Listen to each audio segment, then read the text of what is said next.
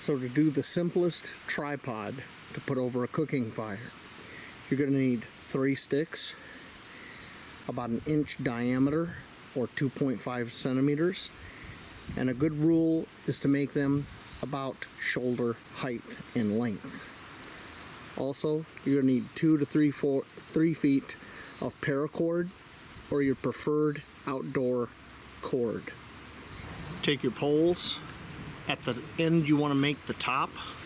Hold them in a triangular formation. Take your cord.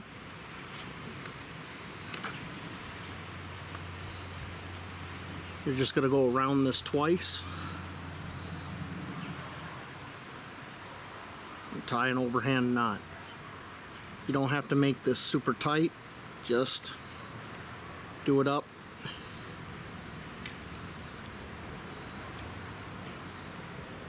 Just like that. Then take one of the poles, in this case the one that's on top, and rotate it.